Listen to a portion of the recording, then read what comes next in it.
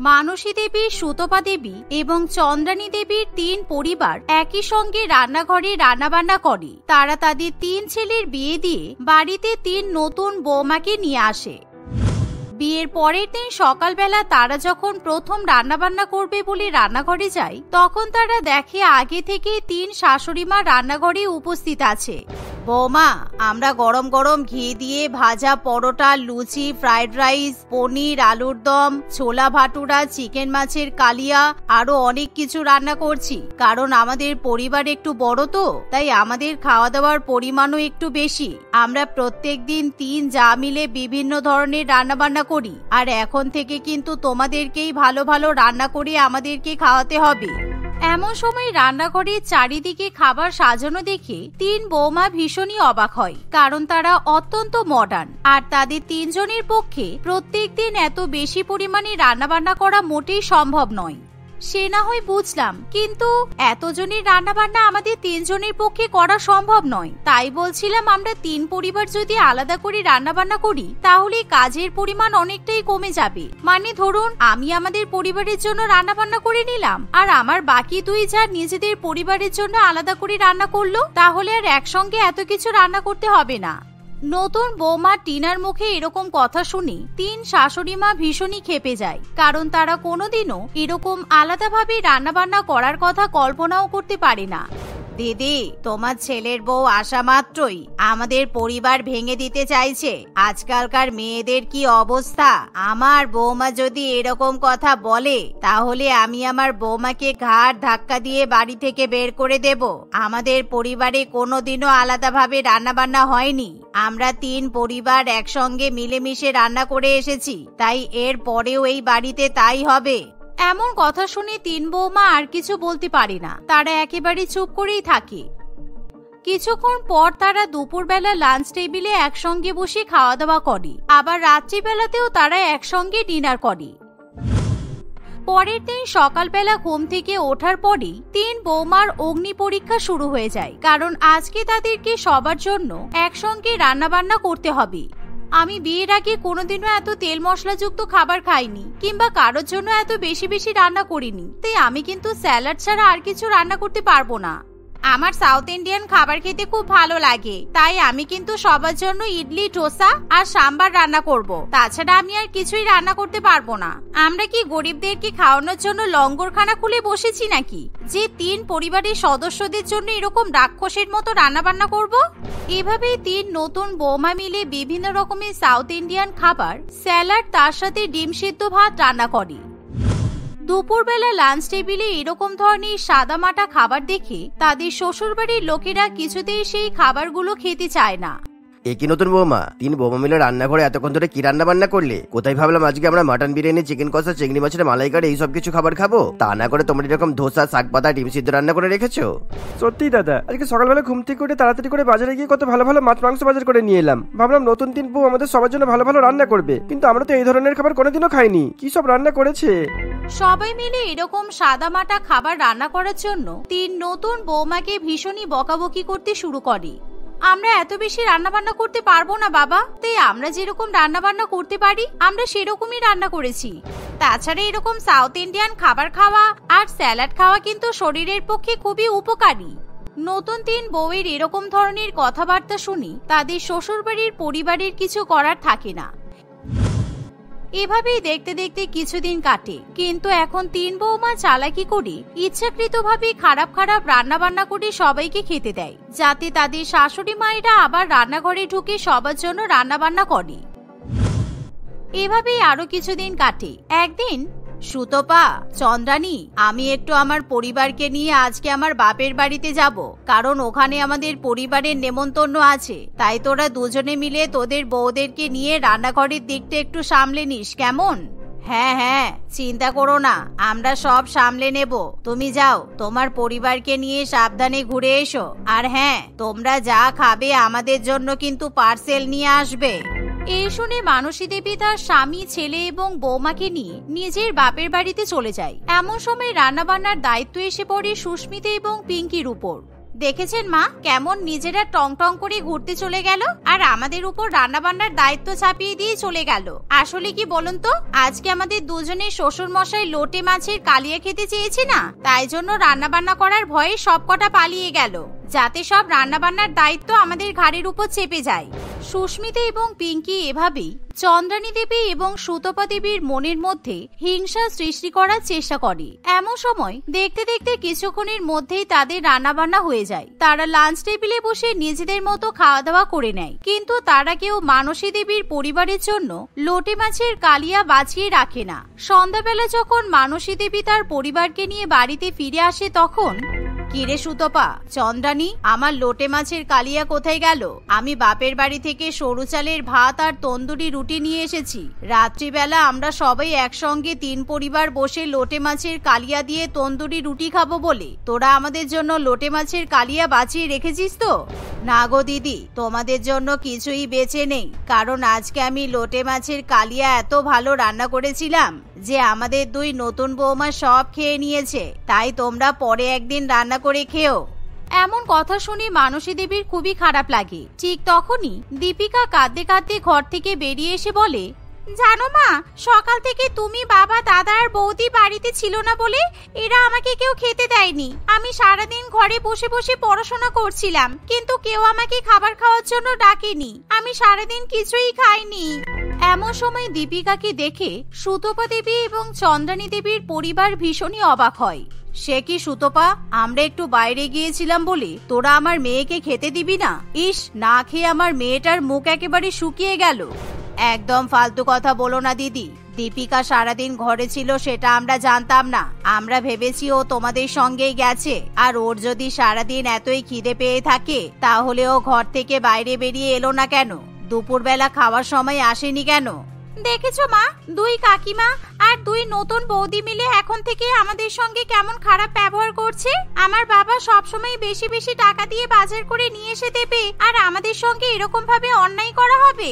আমি আপনাকে বাড়ি আসার সময় এই কথাটাই বলছিলাম মা, যে বাড়ি গিয়ে দেখবেন আমাদের জন্য কেউ কোনো খাবার রাখেনি, আর এদিকে আপনাকে পার্সেল নিয়ে আসার জন্য বলে দিয়েছে।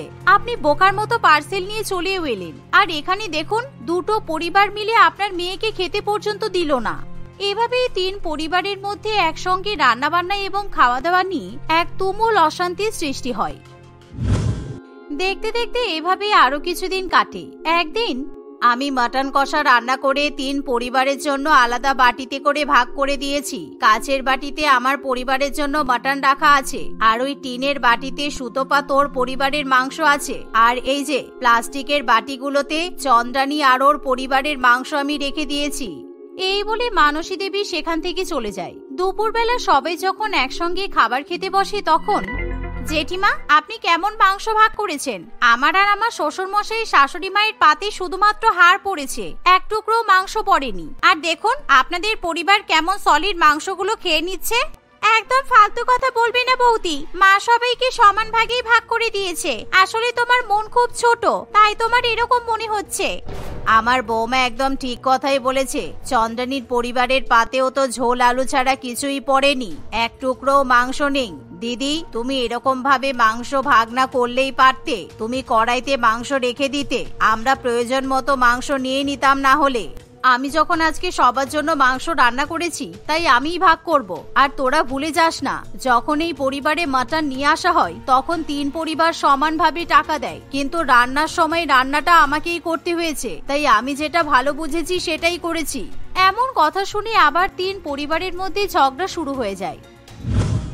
এভাবে আরো কিছুদিন কাটে, কিন্তু এই কিছুদিনের মধ্যে মানসী দেবী এবং তার পরিবার কিছুতেই বাজার করার জন্য কোনো রকম টাকা দিতে চায় না। শুধু তাই নয়, একদিন মানসী দেবীর গ্রামের আত্মীয়রা খবর দেয় আজকে তারা শহরে ঘুরতে আসবে, আর তারা সবাই মিলে আজকে তাদের বাড়িতেই খাওয়া দাওয়া করবে। এবার কি হবে বলুন তো মা? একই 3 পরিবারের খাওয়া খরচা, তার উপর আজকে আবার আত্মীয় স্বজন আসবে। ওদেরকে খাওয়াতে খাওয়াতে আমরা তো দেউলিয়া হয়ে যাব, আর আমাদের কোনো টাকা সেভিংসও হবে না। আমাদের 2 পরিবারের পক্ষে আজকে মোটেই বাজার করা সম্ভব নয়, কারণ আমাদের শাশুড়ি মা শ্বশুর মশাইয়ের শরীর খারাপ, তাই আজকে যা করতে হবে তোমাদেরকেই করতে হবে। এতদিন ধরে আমাদের দুজনের পরিবার বাজার দোকান করেছে, তাই এবার তোমরা বাজার করে নিয়ে এসো, রান্না বান্না করো। এমন কথা শুনে মানসী দেবীর পরিবার খুবই দুশ্চিন্তায় পড়ে। ঠিক তখনই টিনা, সুস্মিতা এবং পিঙ্কির মাথায় একটা বুদ্ধি আসে। মা, আমি একটা চাঁদা তোলার ব্যবস্থা করছি। ওরা যখন বলছে ওদের পক্ষে পুরোপুরি বাজার করা সম্ভব নয়, তাহলে আমরাও কেন পুরোপুরি বাজার করব? কারণ আত্মীয়তা আমাদের 3 পরিবারের সকলের সমান। তাই আমি সবার কাছে চাঁদা তুলবো। চাঁদা তোলার টাকায় যা উঠবে সেই টাকা দিয়ে আজকে বাজার হবে। এভাবেই টিনা একটা কৌটো নিয়ে 3 পরিবারের ঘরে ঘরে ঘুরতে শুরু করে। কেউ সেই কৌটোর মধ্যে 200 টাকা দেয়, কেউ বা 500 টাকা, আবার কেউ বা 100 টাকা। সেই চাঁদার টাকা দিয়েই বাজার করা হয়। সর্বশেষে 3 পরিবার একসঙ্গে মিলে তাদের আত্মীয় স্বজনদের জন্য রান্নাবান্না করে। গ্রাম থেকে আসা আত্মীয় স্বজন সবাই যখন খাওয়া দাওয়া করে বাড়িতে ফিরে যায় তখন ভালোই হলো, এবার থেকে এরকম চাঁদা তুলে আমাদের 3 পরিবারের জন্য রান্নাবান্না হবে। তাহলে আমাদের সবার উপর আর চাপ পড়বে না। এরকম চাঁদা তুলে 3 পরিবারের একসঙ্গে রান্নাবান্না কখনোই হয়নি। তাই মানসী দেবী, সুতপা দেবী এবং চন্দ্রানী দেবীর ভীষণই খারাপ লাগে। তাই তারা চাঁদা তুলে একসঙ্গে রান্নাবান্না করার ক্ষেত্রে মোটেই সহমত পোষণ করতে পারে না। তাই তারা নিজেদের জন্য আলাদা আলাদা রান্নাঘর তৈরি করে। কিন্তু যখনই তাদের ইচ্ছা হয় তখনই তারা আবার একসঙ্গে পিকনিকের মতো আয়োজন করে আর 3 পরিবার একসঙ্গে রান্নাবান্না করে জমিয়ে খাওয়া দাওয়া করে। এভাবেই তাদের সংসারে আর কোনো অশান্তি থাকে না। নূপুর খুবই ধনী পরিবারের মেয়ে ছিল। টাকা পয়সা সম্পত্তির কোনো অভাব ছিল না বলে সে খুবই অহংকারী প্রকৃতির ছিল। সে গরিব মানুষদের ভীষণ পরিমাণে ঘৃণা করত। তার এই স্বভাবের জন্য কেউ সেরকম ভাবে তার সঙ্গে মিশত না। তার বন্ধু বলতে একজনই ছিল, সেটা হলো মধুমিতা। মধুমিতা গরিব না হলেও তাদের অবস্থা মোটামুটি ভালো ছিল। মধুমিতা তার বিয়েতে নূপুরকে ইনভাইট করেছিল। নূপুর খুবই সুন্দর করে সেজে মধুমিতার বিয়ের অনুষ্ঠানে গিয়ে পৌঁছায়। কিরে, তোর মেকআপ তো অতটা ভালো হয়নি। মেকআপের পেছনে টাকা খরচ করতে হয়, তবেই তো ভালো লাগবে। আর এটা তোর বর তো? ইয়েস, আমি হলাম মধুমিতার বর। আমাকে পছন্দ হয়েছে তো তোমার? মানে জামাইবাবু হিসেবে পছন্দ হয়েছে তো? আমার পছন্দের সঙ্গে কি এসে যায়? মধুমিতার পছন্দ হলেই হবে। আচ্ছা, তোমার সাথে যে এতগুলো মেয়ে আছে এরা কারা? সবাই বলছে যে মধুমিতার বর সঙ্গে করে অনেকগুলো মেয়েকে নিয়ে এসেছে। ও, ওটা তো আমার বন্ধু। They are all my close friend. Actually ওরা বড়লোক বাবার বিগড়ে যাওয়া মেয়ে, ঠিক একদম আমার মতোই। আমি ওদের সাথে প্রচুর এনজয় করেছি, দেশ বিদেশে ঘুরেছি, নাইট আউট করেছি, পার্টি করেছি। তাই ওদেরকে বাদ দিয়ে আমি কখনো এই বিয়ে করতেই পারতাম না। দে আর সো ক্লোজ। এই কথা শুনে নূপুর একেবারে অবাক হয়ে যায়। সে রকির সামনে মধুমিতাকে কিছু বলতে পারে না। কিন্তু কিছুক্ষণ পর সে যখন মধুমিতাকে একা পায় তখন বলে, এই মধুমিতা, আমার তো রকিকে একদমই পছন্দ হলো না। ছেলেটা বিয়ে করতে এসেছে আর সঙ্গে করে কতগুলো গার্লফ্রেন্ডকে নিয়ে এসেছে। ও যতই বলুক না কেন, আমার তো ওগুলো গার্লফ্রেন্ডই মনে হচ্ছে। আর তুই এরকম একটা ছেলেকে নিজের লাইফ পার্টনার হিসেবে চুজ করলি? আরে, তুই এখনো বুঝতে পারছিস না?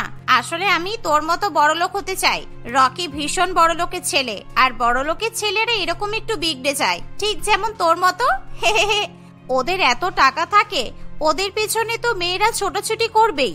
দেখা যাক বিয়ের পর যদি শুধরে নিতে পারি। মধুমিতার কথাগুলো নূপুরের মোটেই পছন্দ হয় না, কিন্তু সে এই বিষয়ে মধুমিতাকে আর কোনো কথা বলে না। সে মনে মনে নানান রকম জিনিস চিন্তা করতে থাকে। না, আমি বড়লোকের ছেলের সঙ্গে কখনোই বিয়ে করব না। সত্যি তো, বড়লোকের ছেলেরা পুরোপুরি বিগড়ে যায়। রকি সেটার একটা পারফেক্ট এক্সাম্পল। আমি এবার বিয়ে করলে কোনো গরিব ছেলেকেই বিয়ে করব, তবেই আমি ভালো ছেলে খুঁজে পাবো। এরকমই ভাবনা চিন্তা করে নূপুর রাত্রিবেলা বাড়িতে ফিরে এসে তার বাবা মাকে বলে, বাবা মা, তোমরা আমার জন্য ছেলে দেখছিলে তো?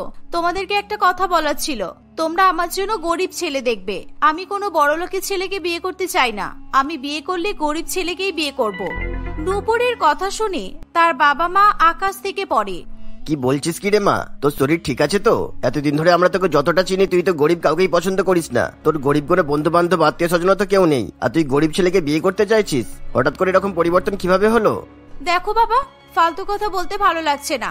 আমি যা বলছি সেটাই করো। আমার জন্য গরিব ছেলে খোঁজো। নূপুরের এই সিদ্ধান্তে তার বাবা মা দুজনেই খুব খুশি হয়েছিল, কারণ তারা অনেক চেষ্টা করেও নূপুরকে এতদিনে সুশিক্ষা দিতে পারেনি। সেই জন্য তারা নূপুরের কাছে সবসময়ই হার মানত।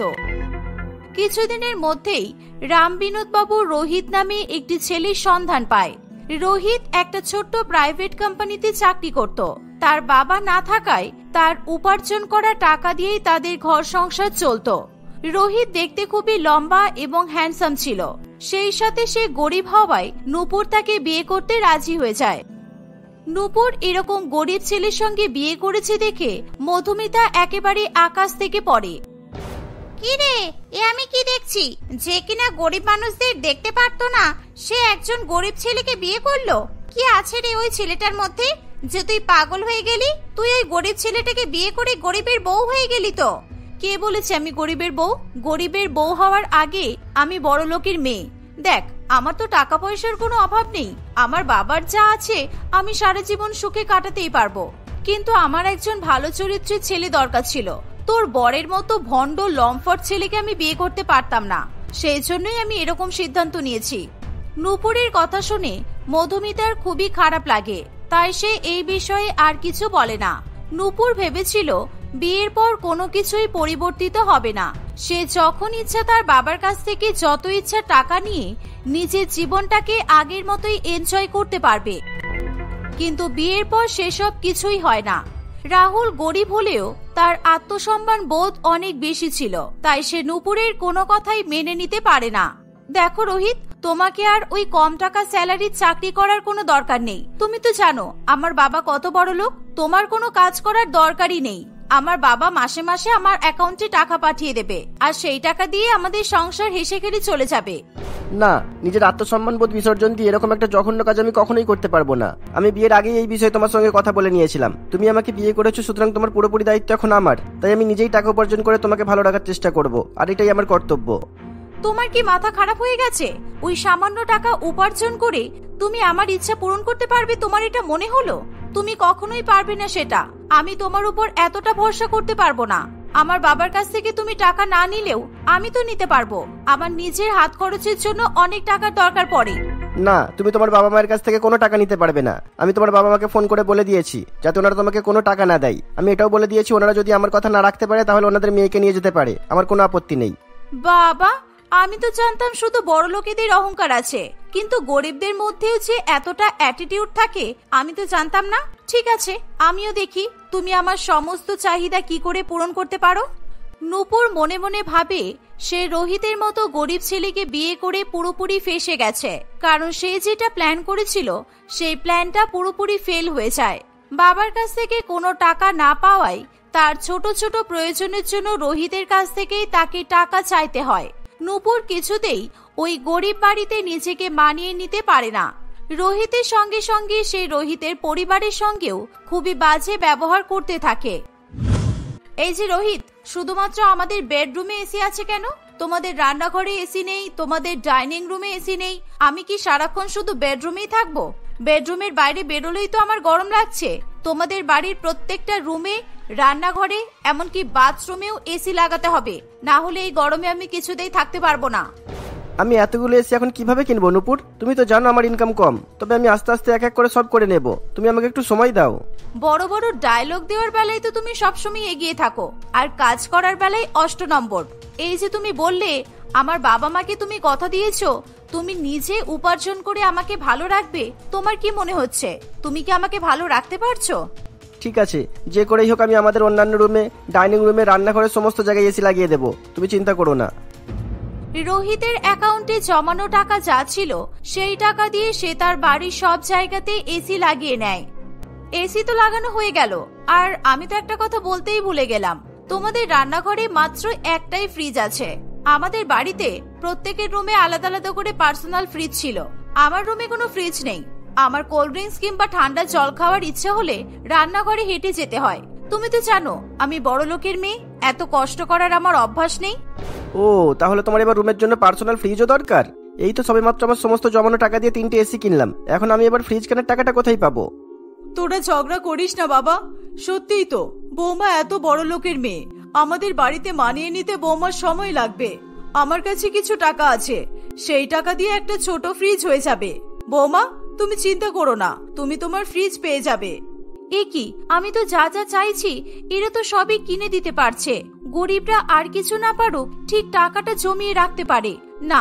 আমাকে এবার বড়সড় কিছু একটা চাইতে হবে। আর হ্যাঁ, আমার বাড়িতে আমার জন্য 2 জন কেয়ারটেকার থাকতো, যারা সবসময় আমার খেয়াল রাখতো। কিন্তু এখানে তো আমার খেয়াল রাখার মতো কেউ নেই। কেন বৌমা, আমরা তো সবসময় তোমার খেয়াল রাখি। তোমার কিসে অসুবিধা হচ্ছে বলো? আমি বাপের বাড়িতে থাকার সময় সকালবেলা ঘুম থেকে উঠেই আমার বেড টি পেয়ে যেতাম। এখানে এসে আমি তো বেড টির নামগন্ধ ভুলে গেছি। তাছাড়া আমার হেয়ার কেয়ার, আমার স্কিন কেয়ার, বডি ম্যাসাজ করা, এসবের জন্য আমার সবসময় একজনকে প্রয়োজন পড়ে। ঠিক আছে বৌমা, আমি এবার প্রত্যেকদিন সকালবেলা করে তোমার ঘরে চা দিয়ে আসবো। কিন্তু তুমি বাকি যে কাজগুলো বললে সেগুলো তো আমি করতে পারবো না বৌমা। আর এখন একজনকে কাজে রাখতে হলে তাকে তো মাসে মাসে টাকা দিতে হবে। এমনিতেই আমাদের সংসারের খুব টানাটানি। মা, তুমি চিন্তা করছো কেন? আমি তো আছি। বৌদি, তুমি আজ থেকে আমাকে তোমার কেয়ারটেকার মনে করবে। তোমার যখন যেটা প্রয়োজন পড়বে, তোমার যে কোনো কাজের জন্য তুমি আমাকে ডেকে নেবে। আমি সবসময় তোমার সাথে থাকবো, তোমার কোনো প্রবলেম হবে না। আমার তো এবার ভীষণ রাগ হচ্ছে। আমি যাই বলছি এটা সমস্ত কিছুই মুহূর্তের মধ্যে সলভ করে দিচ্ছে। না, এবার আমাকে আরো বড় কিছু চাইতে হবে। এমন কিছু একটা বলতে হবে যেটা রোহিত কিংবা ওর পরিবারের কেউ ফুলফিল করতে পারবে না।